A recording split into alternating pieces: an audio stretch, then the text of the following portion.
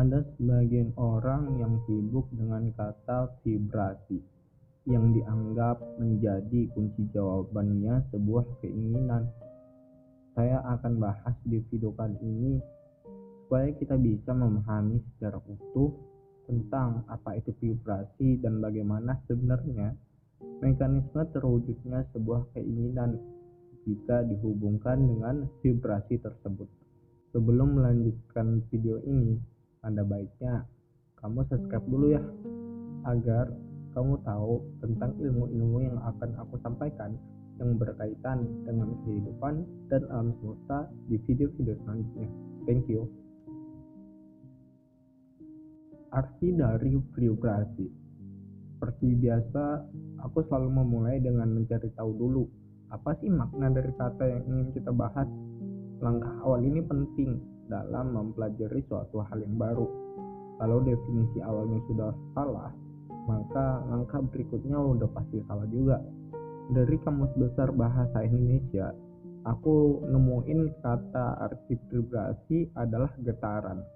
Kalau kamu masih belum tahu tentang apa itu arti kata getaran, maka aku akan jelaskan bahwa getaran adalah gerakan yang bolak-balik dari suatu benda ke benda lain. Sebuah getaran terjadi karena ada sumber getaran. Berarti yang penting adalah sumber getaran tersebut. Kalau sumber getarannya cepat, maka pasti getarannya juga cepat. Lalu dalam ilmu vibrasi seolah disembunyikan bahwa sumber dari vibrasi itu adalah pikiran. Pikiran ada sumber dari getaran yang dirambatkan melalui gelombang otak. Jadi yang bisa mewujudkan keinginan itu ya dari pikiran kita. Jika getarannya membawa program yang baik dari pikiran, maka menarik kebaikan juga ke dalam hidup kita. Begitu juga sebaliknya. Jika getarannya membawa program yang jelek, maka hal itu menarik hal-hal kejelekan lainnya untuk masuk ke dalam kehidupan kita. Vibrasi itu sebenarnya hanya sebagai perantara dari program dalam pikiran. Kalau dalam bahasa teknik telekomunikasi, getaran sebagai media pembawa pesan dari sumber ke tujuan. Jadi, saat mengatakan vibrasilah yang bisa mewujudkan keinginan, yang benar adalah program dari pikiran kita. Terus, bagaimana sih hubungan vibrasi dengan kekuatan pikiran? Hubungannya tentu sebagai sumber dan perantara. Kekuatan pikiran adalah sumber dari vibrasi, dan vibrasi adalah hasil dari gerakan kekuatan pikiran, sehingga semuanya kembali pada pikiran lagi.